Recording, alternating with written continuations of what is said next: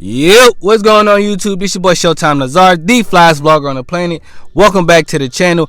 Got a couple interesting things I want to discuss with you guys today, but before we jump into all that, gotta handle business first. See that subscribe button right there on your screen. Click that, turn that bell icon on so that you are notified each and every time I drop a video. Now let's get into today's video. First things first, I do want to say congratulations to Waka Flocka Flame. He received his honorary doctorate degree in philanthropy over the weekend, so congratulations to him. Somebody who was very inspired by what he did was Lil Yachty. He spoke highly of Waka Flocka Flame, saying that more rappers should do that, go and get their degree. And a lot of people look down on rappers because they don't have degrees or because they didn't finish school. So, and I agree with Yachty. I think more rappers should go get their degrees, or entertainers in general should go get their degrees, because a lot of people, while you don't need a degree to be successful, I think certain levels of business require a degree. So if you're like me and want to continue to elevate your level of success when it comes to a business, sometimes that piece of paper does make a difference. But congratulations to Waka Flocka Flame. Now, SZA responded to Drake. So if you missed it last week, Drake dropped SZA's name in a track with 21 Savage, claiming that he and her dated back in 2008. SZA has now responded, saying that Drake and her did have a thing, but it wasn't 2008, it was 2009. So the rumors of her being underage, she's put those to bed. For me, I really wasn't concerned about them being underage. Drake wouldn't do nothing like that, and neither would SZA. So just basing that on there, how they are as people, seeing interviews with them and just seeing the type of person that Drake is, I don't really see him dating someone underage. I was more concerned with why did he name drop her. I still don't know if her and Drake are cool yet. She hasn't really responded to that. She really said it was more about nothing, him name dropping her. But I'm just curious, like, what was Drake's motive with that? That was very unwarranted for him to name drop her. It's just, again, I feel like he's bored right now, so he's looking for a way to create some buzz or get Drake's name circulating in people's mouths. But it's like people are always talking about Drake. So I don't understand where was going with that, or maybe he was just having fun with her, and I don't know if he talked about that prior. It's just kind of weird for him to do that. Drake always name drops a female every few years or so, and we try to find out who it is, what they had going on, or so.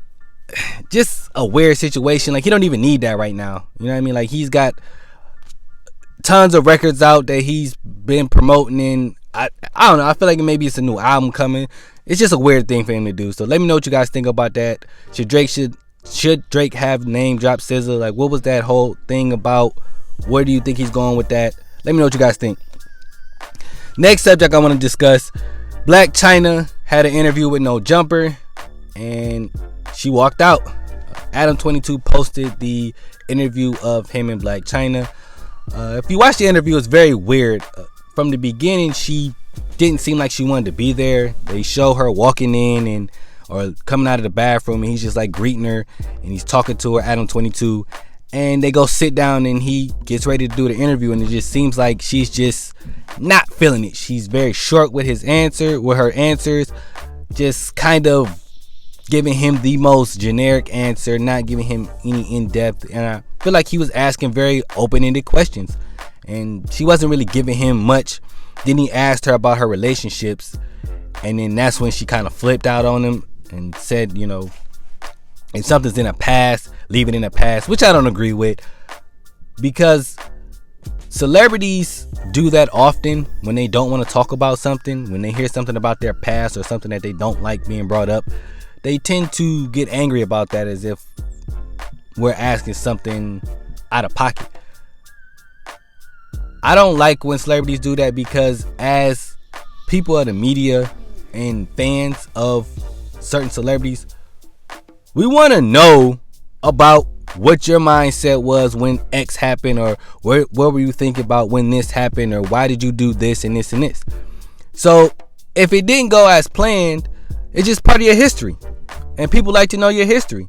It's like when we watch these documentaries or these biopics, I'm pretty sure there's things in those documentaries and biopics that rappers or artists or celebrities don't want out, but that's part of their history. So when we see them, we want to know, damn, why did you do this? So I don't really like when artists or celebrities do that. It's just kind of, it's like it's part of your history. We want to know things like that. Maybe I was thinking about doing the same thing, and you might have made me change my mind about making a bad decision just like you did. So I don't like when people say that. But the interview in itself was very just a lot of tension in that interview. If you haven't checked it out, go check it out. But yeah, let me know what you guys think about that. Alright guys, and the last thing I do want to discuss is Chris Rock and Megan Thee Stallion on Saturday Night Live. Now Chris Rock ended his Saturday Night Live opening monologue with this. Before we even get started, let's hey, the elephant in the room. President Trump's in the hospital from COVID, and I just want to say my heart goes out to COVID. People were very disgusted in the fact that Chris Rock was making fun of the president allegedly having COVID. To me, that was a light jab. I've heard worse about the president, and to me, that was just, he definitely could have done worse. And SNL is a sketch comedy show, so it's really, people, they make fun of people all the time, so that's not the worst thing he could have said. But I mean, I understand the anger, but it just wasn't that bad. It was a light jab. It was a real light jab.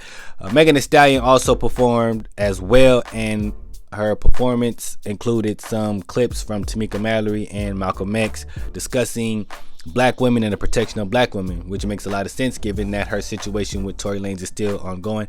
Let me know what you guys think about Chris Rock and Megan Thee Stallion on SNL. I thought they both did a phenomenal job, and salute to both of them. Alright guys, that's all I got for today's episode. If you like this episode, man, leave a like, leave a comment, and until next time, I'm out of here, y'all. Peace.